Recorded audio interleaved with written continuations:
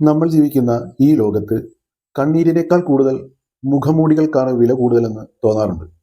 സ്നേഹത്തിൻ്റെയും കരുതലിൻ്റെയും ഒരു കപട ലോകം അഭിനയത്തിലൂടെ സൃഷ്ടിച്ച് നമ്മളെ ആ കോട്ടയ്ക്കുള്ളിൽ സുരക്ഷിതരായി ഇരുത്തി എന്ന് നമ്മളെ ബോധിപ്പിക്കുന്ന ആ ആൾക്കാരാണ് നമ്മളുടെ ആ ശവശരീരത്തിലേക്ക് ആദ്യം പുഷ്പങ്ങൾ അർപ്പിക്കാനായി എത്തുന്നത് തന്നെ. അവരെ നമ്മൾക്ക് മനസ്സിലാകണമെന്നുണ്ടെങ്കിൽ നമ്മുടെ മരണം വരെ നമ്മൾ കാത്തിരിക്കണം എന്നതാണ് ഞാൻ ഈ പറഞ്ഞതിൻ്റെ സാരവും. ഇപ്പോൾ നടന്ന ഒരു സംഭവത്തിന്റെ അടിസ്ഥാനത്തിലാണ് ഞാൻ ഇത്രയും വാക്കുകൾ നിങ്ങളുടെ മുന്നിൽ പറഞ്ഞത്.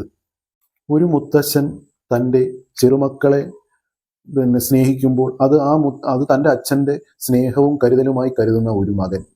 എന്നാൽ തങ്ങളുടെ മുത്തശ്ശൻ തങ്ങളുടെ സ്വകാര്യ ഭാഗങ്ങളിൽ പിടിക്കുന്നു അല്ലെങ്കിൽ പീഡിപ്പിക്കുന്നു എന്ന് ആ ചെറുമക്കൾ പറയുമ്പോൾ, അല്ലെ ആ പേരക്കുട്ടികൾ പറയുമ്പോൾ, അത് തൻ്റെ അച്ഛനെ അവിശ്വസിക്കാൻ പറ്റിയ ഒരു കാരണമായിട്ട് ആ ഒരു മകന് ഒരുപക്ഷെ തോന്നിയിട്ട് പോലും ഉണ്ടാവില്ല.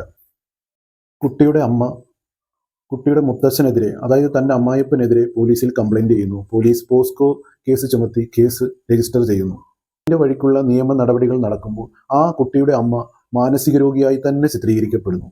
ആ സമൂഹവും ജനങ്ങളും എല്ലാം ആ കുറ്റം ആരോപിക്കപ്പെടേണ്ട വ്യക്തിയെ വെള്ളപൂശുമ്പോൾ ആ അമ്മ അവരുടെ മുന്നിൽ ഒരു ചോദ്യചിഹ്നമായി, അതായത് തെറ്റുകാരി ആയിട്ട് തന്നെ ചിത്രീകരിക്കപ്പെടുന്നു. അതിന് അവരെ മാനസിക രോഗിയായിട്ട് വരെ ഈ കുടുംബം, അല്ലെന്നുണ്ടെങ്കിൽ ബന്ധുക്കൾ, അല്ലെന്നുണ്ടെങ്കിൽ ഈ സോഷ്യൽ മീഡിയ, അല്ലെങ്കിൽ യൂട്യൂബ് പോലുള്ള മീഡിയ എല്ലാവരും ഈ അമ്മയെ പിച്ചി ചീന്താനായിട്ട് തുടങ്ങുകയാണ്. ഇന്നത്തെ സമൂഹത്തിൽ ജീവിക്കുന്ന പല ആൾക്കാരുടെയും ഭയം ഇതൊക്കെ തന്നെയാണ്. നമ്മൾ എന്തൊക്കെ നല്ല കാര്യങ്ങൾ ചെയ്താലും, നമ്മൾ മറ്റുള്ളവരുടെ ഏത് തെറ്റുകുറ്റങ്ങൾ ചൂണ്ടിക്കാണിച്ചാലും അതിനെയൊക്കെ വിമർശിക്കാനായിട്ട് ഒരു കൂട്ടം ആൾക്കാർ എപ്പോഴും അവരുടെ ചുറ്റിലും ഇങ്ങനെ നിൽക്കും. ആ സമൂഹത്തിന്റെ അല്ലെങ്കിൽ ആ ജനങ്ങളുടെ വാക്കുകളെ ഭയന്ന്, അവരുടെ ഈ ആൾക്കാർ അവരുടെ വാക്കുകളെ ഭയന്ന് അവരുടെ തീരുമാനങ്ങളും ആഗ്രഹങ്ങളും ഒക്കെ മാറ്റിവെക്കുന്ന ഒരുപാട് ആൾക്കാരുണ്ട്. പക്ഷേ ആ ഭയം കാരണം താൽക്കാലികമായിട്ട് ബാക്കിയുള്ള വിമർശനം ഉന്നയിക്കപ്പെട്ട ആൾക്കാർ ഇതിൽ നിന്നൊക്കെ രക്ഷപ്പെട്ടേക്കാം, താൽക്കാലികമായിട്ട് മാത്രം. പക്ഷെ ഒരു നാൾ അവർ ഈ ദൈവം എന്ന് പറയുന്ന, അല്ലെന്നുണ്ടെങ്കിൽ ആ ഒരു ശക്തിക്ക് മുന്നിൽ കീഴടങ്ങേണ്ടിയവർ തന്നെയാണെന്ന് ഈ പെൺകുട്ടി നമ്മളെ കാണിച്ചു തരുന്നുണ്ട്. ഈ പെൺകുട്ടി എന്ന് പറയുന്നത് ഈ കുട്ടിയുടെ അമ്മ. ജീവിതത്തിന്റെ വെല്ലുവിളികളെ നേരിടാൻ തയ്യാറാകാത്ത ആ മകൻ തൻ്റെ അമ്മയെയും ആ 2 പിഞ്ചു മക്കളെയും കൊണ്ട് ഈ ലോകത്തു നിന്ന് തന്നെ പോയി. ഇതിൻ്റെയും പ്രത്യാഘാതങ്ങൾ കൂടുതൽ അനുഭവിച്ചത് ആ പെൺകുട്ടി തന്നെയാണ്. തൻ്റെ മക്കളും ഭർത്താവും എല്ലാം നഷ്ടപ്പെട്ട് ഈ സമൂഹമെല്ലാം അവളെ മാനസിക രോഗിയായും ഒരു തെറ്റുകാരിയുമായിട്ട് കണ്ടപ്പോഴല്ല ഇതിൻ്റെയൊക്കെ പ്രത്യാഘാതം ആ മനസ്സിനെ എന്തുമാത്രം വേദനിപ്പിച്ചു എന്ന് നമ്മൾ മനസ്സിലാക്കേണ്ട ഒരു കാര്യമാണ്. എല്ലാവരും അവരെയൊക്കെ തള്ളിപ്പറഞ്ഞപ്പോഴും മീഡിയയും എല്ലാവരും അവർക്കെതിരെ തിരിഞ്ഞപ്പോഴും അവർക്ക് ലാസ്റ്റ് തുണയായത് അവസാനം മാത്രം ചെരുപ്പണിഞ്ഞെത്തുന്ന ആ സത്യമെന്ന് പറയുന്ന ആ ഒരു സംഭവം തന്നെയാണ്. ഇവിടെ ഞാൻ എടുത്തു പറയാൻ ആഗ്രഹിക്കുന്ന മറ്റൊരു കാര്യമുണ്ട്. എൻ്റെ കഴിഞ്ഞ ഒരു വീഡിയോയിൽ ഞാൻ പറഞ്ഞൊരു സ്റ്റേറ്റ്മെന്റ്, ഒരു പീഡനത്തിന് ശ്രമിച്ച ഒരാളെ നാട്ടുകാർ പിടികൂടി തല്ലിക്കൊന്നാലും, ഒരുപക്ഷെ അവൻ വീണ്ടും ജീവൻ വെച്ച് വന്നാലും അവൻ വീണ്ടും ആ പീഡനത്തിലോട്ട് തന്നെ തിരിച്ചു പോകും. ഇവിടെയും ആ സ്റ്റേറ്റ്മെന്റ് തന്നെ, ആ ഒരു രീതി തന്നെ വീണ്ടും വന്നെത്തിയിരിക്കുകയാണ്. ഒരു 16 വയസ്സുകാരനെ പീഡിപ്പിക്കാൻ ശ്രമിച്ചതിന് ഉണ്ണികൃഷ്ണൻ എന്ന് പറയുന്ന ആ പന്നേനെ വീണ്ടും പോലീസ് അറസ്റ്റ് ചെയ്തു. നായ്ക്കുട്ടിയെ കാണിച്ചു തരാമെന്നും പറഞ്ഞ് ഒരു 16കാരനെ കൊണ്ടുപോയി പീഡിപ്പിക്കാൻ ശ്രമിച്ചതിനാണ് ഈ ഉണ്ണികൃഷ്ണൻ എന്ന് പറയുന്ന ഈ അട്ടിൻതോൽ അണിഞ്ഞ ചെന്നായ വീണ്ടും അറസ്റ്റിലായിരിക്കുന്നത്. ഇവനെ കൂട്ടുള്ള സത്യം പറഞ്ഞ പുതിയ തലമുറയാണ് വഴിതെറ്റുന്നത്. പുതിയ തലമുറയാണ് പീഡനം, മയക്കുമരുന്നും ലഹരി വസ്തുക്കൾ എന്നൊക്കെ പറയുമ്പോഴും ഈ ഉണ്ണികൃഷ്ണൻ എന്ന് പറയുന്ന ഈ പന്നേനെ കണ്ടാൽ നിങ്ങൾക്ക് മനസ്സിലാവും. വെള്ളത്താടിയും വെള്ള മുടിയും കണ്ടാൽ പ്രൗഢിയോടെ കണ്ണാടിയൊക്കെ വെച്ചിരിക്കുന്നതിന് ഫോട്ടോ കണ്ടാൽ നിങ്ങൾക്ക് മനസ്സിലാവും. ഇവനെ കൂട്ടുള്ള ആട്ടിൻതോൽ അണിഞ്ഞ ചെന്നായ്ക്കളെയാണ് നമ്മൾ തിരിച്ചറിയേണ്ടത്.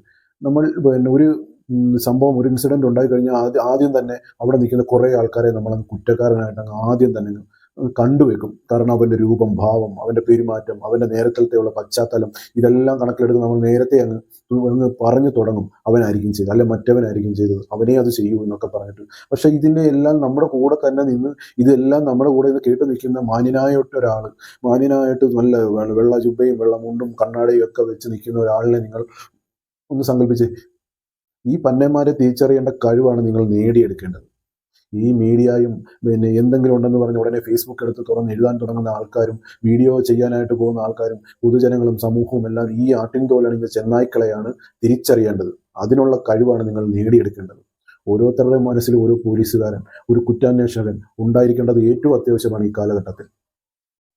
ഇപ്പോൾ മീഡിയ വാനോളം പുകഴ്ത്തുന്നതും ന്യായീകരിക്കുന്നതും ഒക്കെ ഭർത്താവും കുഞ്ഞുങ്ങളും നഷ്ടപ്പെട്ട ആ പാവം നയൻതാര എന്ന് പറയുന്ന ആ പെൺകുട്ടിയെയാണ്. ഇനി അവൾക്ക് ആ പുകഴ്ത്തലും മീഡിയയുടെ സഹതാപവും ഒക്കെ കിട്ടിയിട്ട് അവൾക്ക് എന്ത് പ്രയോജനം? അവിടെ ഭർത്താവും അവിടെ കുഞ്ഞുങ്ങളും എല്ലാം നഷ്ടപ്പെട്ടു. അവർ ചിലപ്പം നാണക്കേട് കൊണ്ടായിരിക്കും ആത്മഹത്യ ചെയ്തത്. അത് അവർക്കേ അറിയത്തുള്ളൂ. പക്ഷേ ഈ മീഡിയയും ജനങ്ങളും സമൂഹവും ഇതിനെല്ലാം ഒരു കാരണം കൂടിയാണ്. തെറ്റേത് ശരിയേത് എന്ന് അറിയുന്നതിന് മുമ്പേ ഇതിനെതിരെ പ്രതികരിക്കാനിറങ്ങുന്ന മീഡിയ സുഹൃത്തുക്കളോടും ജനങ്ങളോടും എനിക്കൊന്നേ പറയാനുള്ളൂ. ആ പെൺകുട്ടി നയൻതാര എന്ന് പറയുന്ന പെൺകുട്ടിയുടെ മനസാക്ഷി നമ്മളെയെല്ലാം കുത്തി നോവിച്ചുകൊണ്ടേയിരിക്കും. ആ കുത്തിനോവിയിൽ നമ്മളെല്ലാം അനുഭവിക്കാൻ അർഹരുമാണ്. നന്ദി, നമസ്കാരം.